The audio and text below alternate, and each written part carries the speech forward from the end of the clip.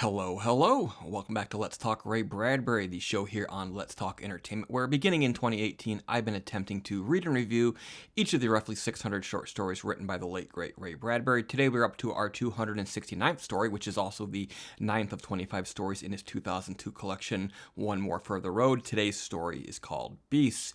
If you're new to the channel, the way that these reviews work is I do a brief synopsis of what happens in the story, sort of all the plot and action and character, and then I try to wrap it up with a very light analysis of what it all means, what I took away from it. Is it a good story? Is it worth your time to read? And ideally, you've read this story before watching this video, but oh well if you haven't, because I mainly do these things for my own entertainment. So on to that synopsis. This story is quite a doozy. Two men, Conway and Smith, are talking about the nature of evil and innocence over dinner one evening. Conway doesn't seem to believe in evil, and Smith is sort of determined to prove it to him.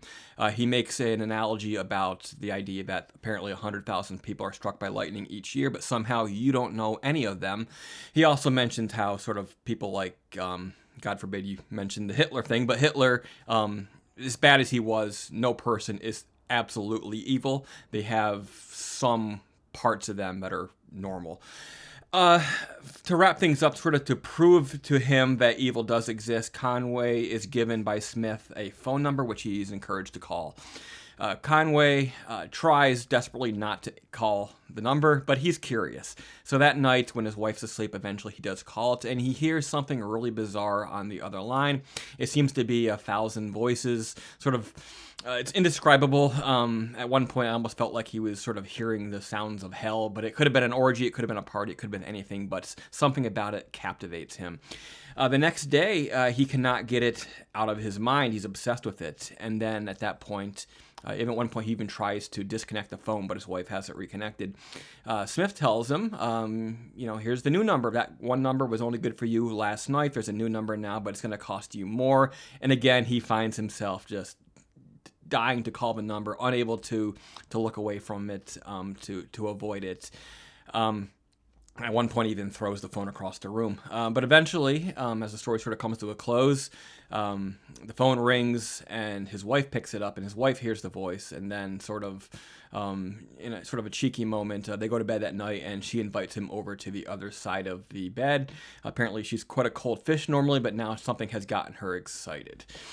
Okay, so I was confused for much of the reading of this story, but then it finally hit me near the end that this is about the power of mass communication. First 1-900 numbers, and then later the internet, which would have been coming around, getting into full swing around the time of this collection's publication in 2002. I would assume that the story was written sometime a few years before that, but it's hard to tell. Mass communication had this wonderful ability to connect us, the internet in particular. I'm 43. I was 16, 17 in the late 90s, sort of tail end of the 90s when this sort of really picked up. And then, I instantly was connected to giant communities. I founded a message board, had thousands of members. And then about a decade later, we got into the social media era, in which I've found less enjoyable than the earlier sort of message board chat room era. But I very much know what he's talking about here. Really, at one point, the antagonist in this story, Smith, is talking about how there were, what was that sound on the other line? He says it's thousands of people, even millions of people, sort of longing to connect but never intending to meet one another. And that sort of sums up the internet. While in some cases we do form real and lasting in-person relationships with the people that we meet on the internet, and generally speaking, people call phone sex lines with no intention of ever meeting the person on the other line. It's just for the stimulation.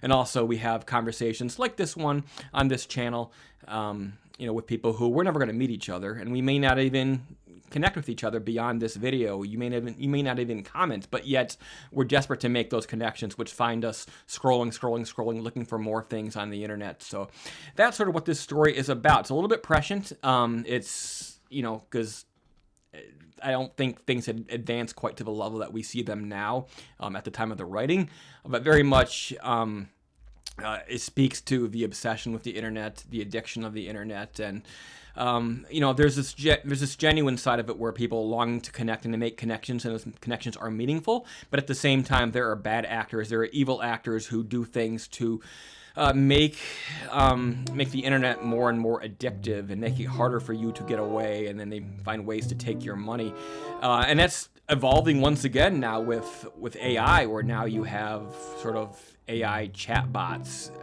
and where you can have a digital girlfriend, who the computer tells you that they love you and sort of meets your every need, needs that aren't necessarily being met in your real life, but it's sort of in some ways easier now with this technology to get that adulation from a machine. So that's a really scary and interesting evolution of this as well. But there you go. That was Beast, story number 9 of 25 out of One More for the Road. I do recommend it, but it's a bit of a tough read as you're reading it. I should have read it twice, but I was patient enough to get to the end to sort of allow it to roll over me and sort of understand what it was about.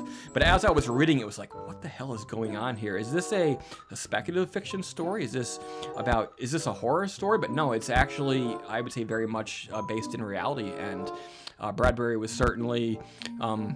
it's interesting to have him. He would have been in his 80s at this point, but he was still thinking about the future. So there you have it, Beasts. Next time, probably next weekend, we will be looking at another story called After Afternoon. That's After Afternoon.